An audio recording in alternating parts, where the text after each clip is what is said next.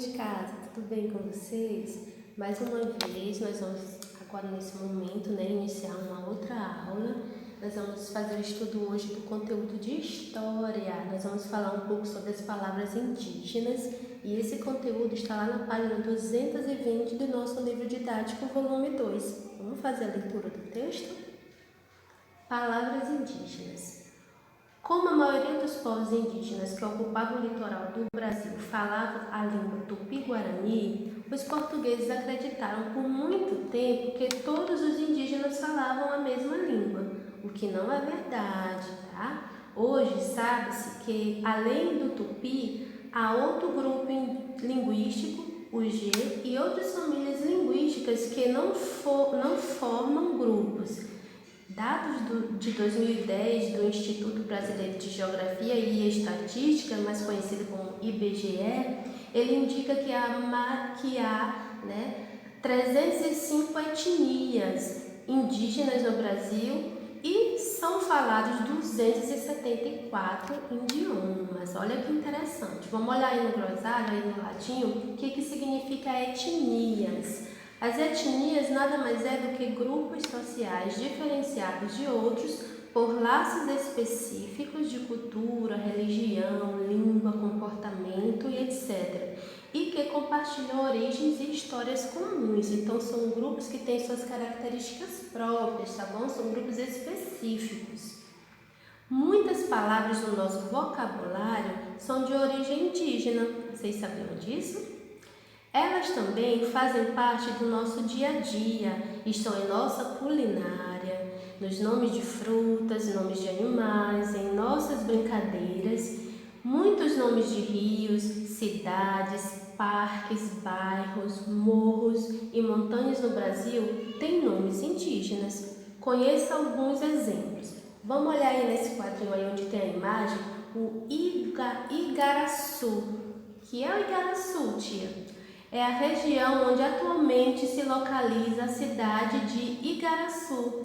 Fica em Pernambuco e era habitada pelos indígenas Caeté. Para tomar posse da região, os portugueses lutaram contra os Caeté e saíram vitoriosos e fundaram o povoado em 1536. Em Tupi, Igara significa canoa e Açu significa grande, canoa grande. Provavelmente o nome Igaraçu foi dado por causa das grandes embarcações portuguesas que ali aportaram. Aí na foto a gente tem a imagem da Igreja Matriz dos Santos Cosme e Damião, a igreja católica mais antiga do Brasil, e ela está localizada em Igaraçu, em Pernambuco. Olha que interessante, né, gente? Mais embaixo aí tem a imagem de um rio, é o rio Tietê. Ele é bastante conhecido pela poluição causada por parte do esgoto das residências e indústrias de São Paulo e das cidades vizinhas. Isso é muito triste, né, gente? Os indígenas que moravam na região o chamavam de Tietê, que significava rio que se derrama nas cheias. Existe também uma cidade chamada Tietê. Então, o nome desse rio, ele foi dado pelos indígenas que moravam nessa região aí naquela época. Nós vamos para a página 221, onde tem a atividade de olho no local. Gente, olha só. Pense em sua região para responder as perguntas a seguir. Essas duas questões vocês vão fazer em casa, tá certo? Na primeira, próximo a você existem lugares como cidades, rios, praças, parques ou bairros que tenham nomes indígenas? Você vai pesquisar, o significado desses nomes e vai registrar aí nessas linhas abaixo, tá bom? E na questão número 2, pesquise outros lugares que tenham nomes de origens indígenas no Brasil e registre o significado deles a seguir. Então, essa pesquisazinha dessas duas questões vocês vão fazer em casa, tá certo? Mais um pouquinho abaixo, nós temos a alimentação indígena, Os povos indígenas dedicam grande parte do seu tempo a produzir ou obter seus alimentos.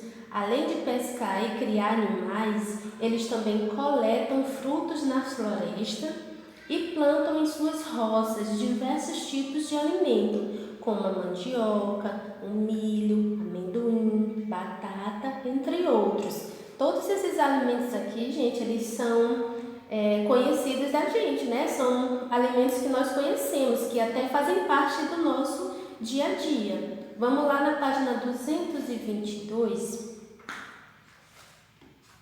Vamos fazer a leitura desse texto aqui, ó, para saber mais. O brinquedo que vem do milho. Entre os indígenas da aldeia Chavante, Abelhinha, no Mato Grosso, as crianças passavam o dia ocupadas com apenas uma brincadeira. Elas precisam buscar as palhas secas nas roças de milho para construir o seu brinquedo. Na língua Chavante, esse brinquedo se chama Tabidaé, Tobidaé, e na língua tupi se chama peteca. Então esse brinquedo possui dois nomes, gente, tá bom? Todo feito de palha de milho, o tabidaé é usado em uma brincadeira que mistura a queimada ou caçador com o pega-pega.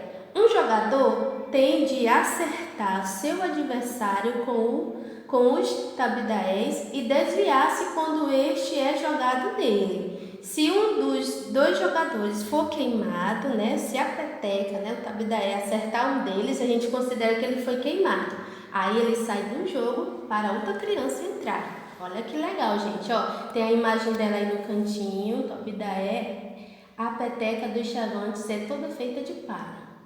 O nome peteca, de origem tupi, que significa tapear, golpear com as mãos, ganhou chão, correu redondezas e é hoje o mais popular entre todos os outros nomes desse brinquedo no Brasil.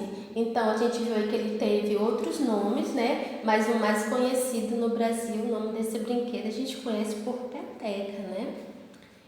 Entre os indígenas, algumas são feitas apenas com palha de milho, mas outras com palha e penas. Mas também é possível fazer de caule de bananeiras, tecido, couro, espuma, papel e embalagens descartáveis também fazem o fundo das petecas. Vamos falar um pouquinho aí do afro-brasileiros.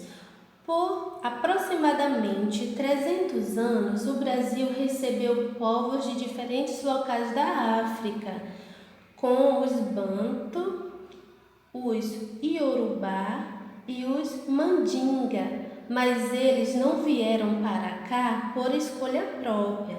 Essas pessoas foram escravizadas, ou seja, elas tiveram a liberdade tirada por meio da força. Eles não podiam tomar decisões sobre a própria vida e trabalhavam sem receber salário. Foram trazidos à força para trabalharem como escravizados em plantações de cana-de-açúcar e mais tarde nas minas de ouro, nas cidades e nas lavouras de café. A gente sabe, né, gente, desde que a gente estudou o livro volume 1 da chegada dos portugueses, né, que inicialmente eles tentaram fazer essa escravização com os índios, né, os indígenas, né, e logo depois eles precisaram de mão de obra, né, eles precisaram de mais pessoas para trabalhar. Foi aí então que eles trouxeram da África os negros, né, esses negros para trabalhar para eles aqui no Brasil, né, na época em que eles começaram realmente a dominar o território brasileiro. E essas pessoas, esses negros que foram trazidos, eles não vieram de livre e espontânea vontade, né? Como disse aqui na leitura, eles foram trazidos à força, né? Eles eram obrigados a trabalhar, eles não tinham direito de tomar decisões sobre a sua própria vida, então eles trabalhavam sem direito a nada. Então isso foi muito triste, essa parte foi muito negativa, né, gente? Mas nós temos que aprender também sobre isso. Então por isso que os escravos foram muito tempo maltratados, né? Porque eles não tinham vontade própria, eles tinham que fazer tudo que os portugueses, né, obrigavam eles a fazer. Vamos dar uma olhadinha aqui na página 223, a gente vai falar da presença de diferentes povos africanos. Foi importante para a formação da sociedade e da cultura brasileira e refletiu de maneira como nós brasileiros vivemos na nossa alimentação, nas nossas danças, nos costumes e até no nosso jeito de falar. Em diferentes lugares do Brasil, há festas e celebrações de influência africana que se tornaram manifestações culturais da região, como a festa de Iemanjá na Bahia.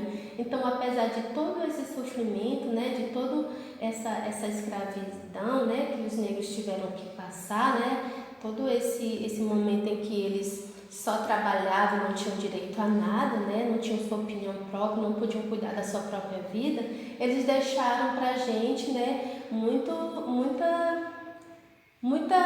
cultura, né? A cultura negra é muito rica, essa herança cultural que eles deixaram pra gente, né? Tanto na nossa culinária como também influenciaram nas nossas manifestações culturais e religiosas. Então isso também foi muito importante, né? Teve a parte negativa, mas teve a parte positiva que ainda hoje a gente, né, vivencia no nosso Brasil aqui, que são as manifestações culturais vindas desses povos africanos. Nós temos aí de olho no local. Tem uma questãozinha aí, gente, bastante interessante, ó. Quais festas e celebrações religiosas são populares na sua região? Aí você também vai fazer sua pesquisa, né? Pede ajuda do pessoal que está em casa e vocês também vão responder essa questãozinha em casa, tá bom? Quais as celebrações religiosas são mais populares na sua região, tá certo? Embaixo, gente, a gente tem uma imagem bastante interessante, né, de negras africanas, é de Jean Batista Debrecht, essa imagem, né, vendendo caju, negra tatuada vendendo caju, essa imagem de 1827.